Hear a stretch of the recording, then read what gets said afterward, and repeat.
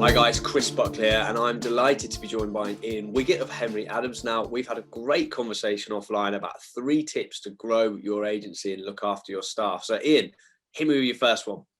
Thanks, Chris. Very nice to be asked.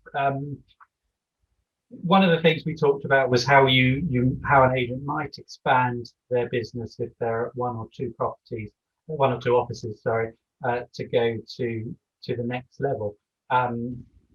I would say that the obvious one that everyone's trying to do, and we've done ourselves, is if you can make it a lettings-based expansion. There's a lot to be said for that, providing you have the expertise to do that properly.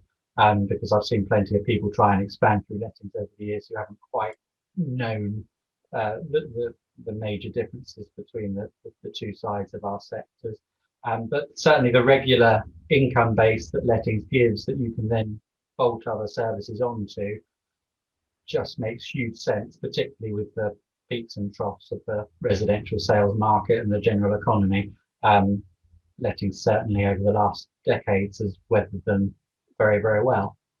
I couldn't agree more. So if you were going to expand now, take on, I think you've got a crazy number of offices. I'm sure you'll remind me in a second. Yeah. I'm guessing the business could sustain the cash flow of not having to go down a lettings based, buying a book or what have you. But would you still follow that logic now? I think it's a safe thing to do.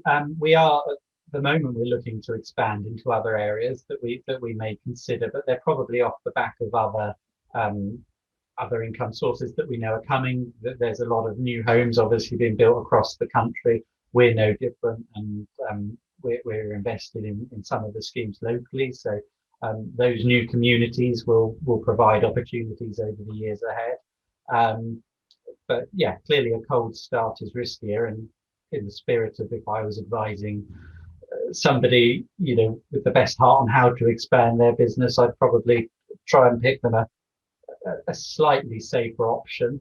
But if you've got the right people who you want to back, who maybe have a local following already, and you've got some brand knowledge in that area you're looking to expand into as well, then actually doing it without lettings, just as a sales only business, certainly.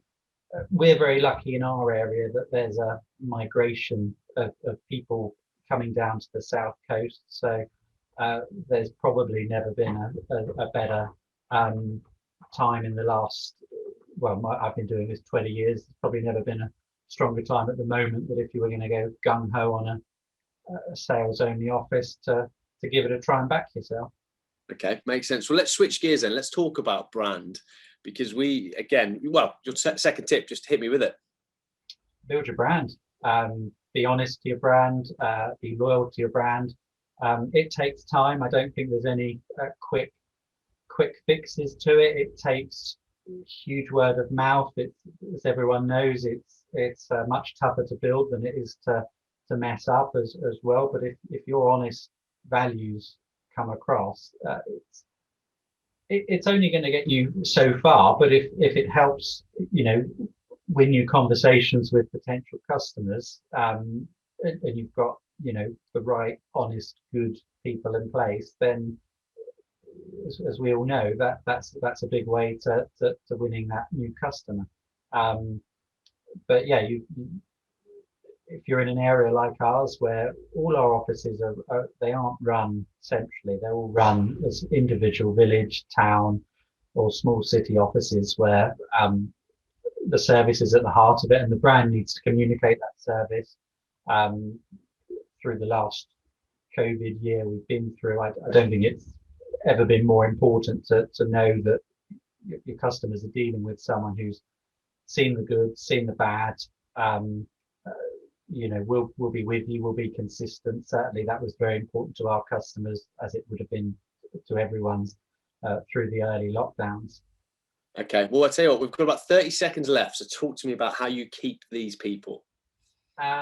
You've got to breed loyalty. It's a two-way thing. You've got to look after your people in good and bad. We all have ups and downs in life.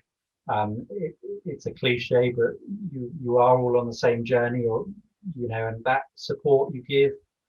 If you support someone when they're not, when they're struggling, they'll pay you back probably 10 times over in loyalty and support when you're struggling as well.